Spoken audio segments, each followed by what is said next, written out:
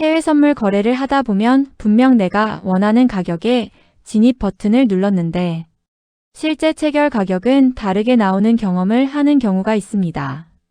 특히 나스닥이나 골드, 원유처럼 변동성이 큰 종목에서는 진입 가격과 체결 가격 차이가 순간적으로 크게 발생하기도 합니다.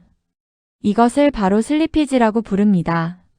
초보 투자자들은 보통 이 현상을 단순한 오류라고 생각하는 경우가 많지만 실제로 슬리피지는 해외 선물 시장 구조상 자연스럽게 발생하는 현상입니다.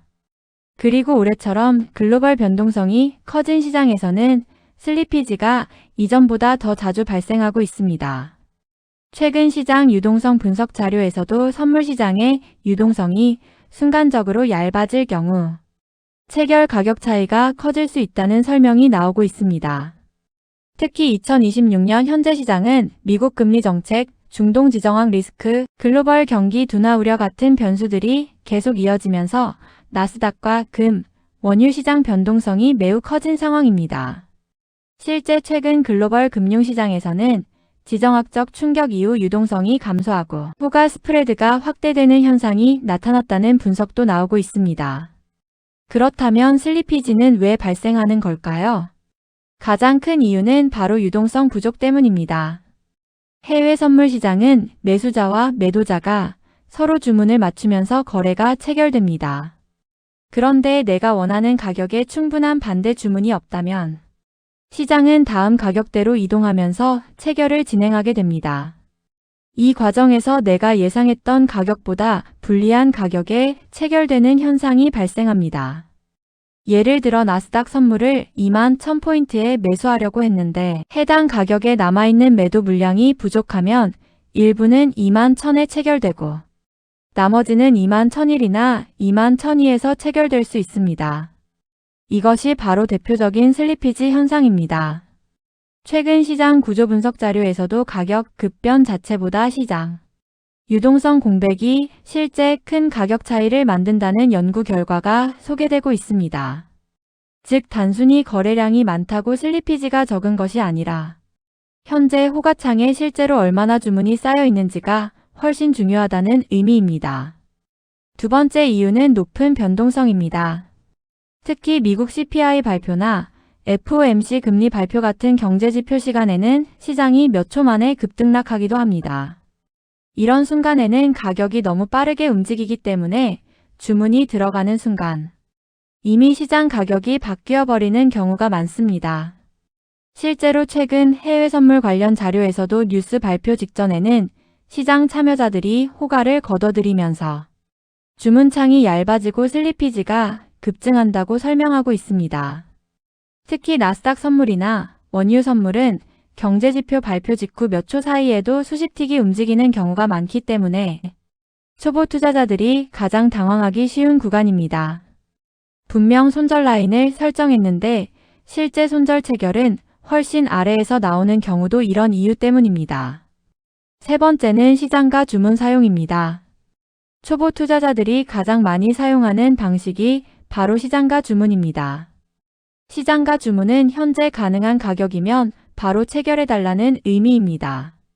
그래서 빠른 진입은 가능하지만 반대로 슬리피지 위험도 가장 큽니다. 최근 슬리피지 관련 자료에서도 시장가 주문이 슬리피지 발생 가능성을 가장 크게 높이는 요소 중 하나라고 설명하고 있습니다.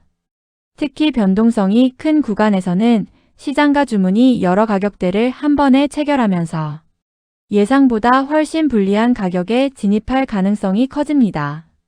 네 번째는 거래량이 적은 시간대입니다.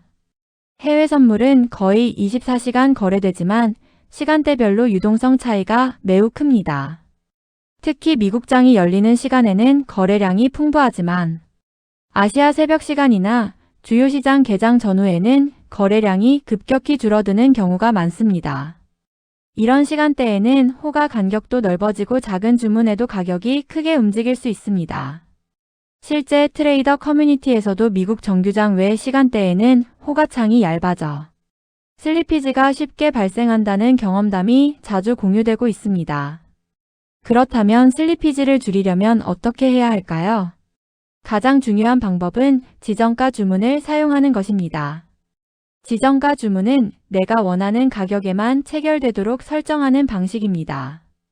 예를 들어 나스닥 선물을 반드시 특정 가격 이하에서만 매수하고 싶다면 지정가 주문을 넣는 것이 훨씬 안전합니다.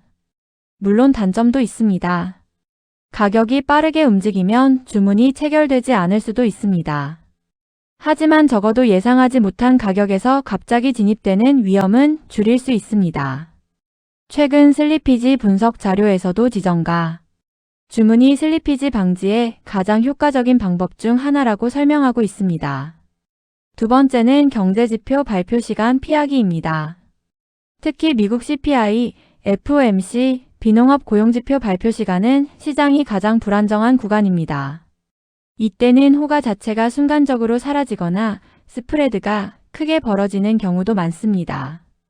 실제 최근 시장 분석에서도 뉴스 발표 직전 시장 조성자들이 리스크를 줄이기 위해 호가를 축소하면서 유동성이 급격히 얇아진다고 설명하고 있습니다. 따라서 초보 투자자라면 최소한 주요 경제지표 발표 직전과 직후 몇 분 정도는 관망하는 습관이 필요합니다. 세 번째는 거래량이 풍부한 시간대를 활용하는 것입니다.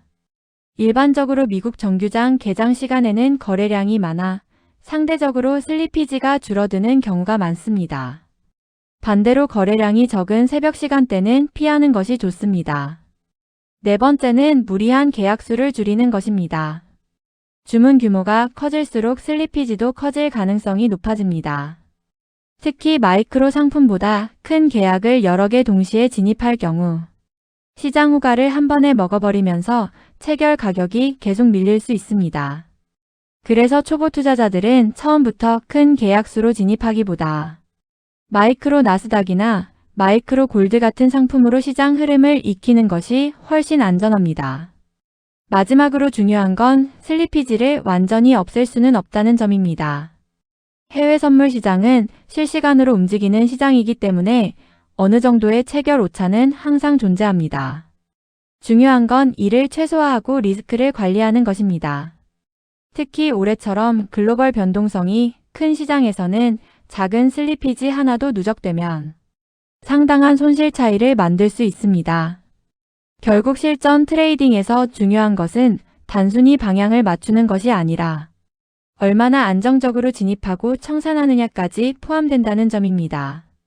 그래서 해외 선물에서 오래 살아남는 투자자들은 차트 분석뿐 아니라 체결, 구조와 유동성 흐름까지 함께 이해하려고 노력합니다.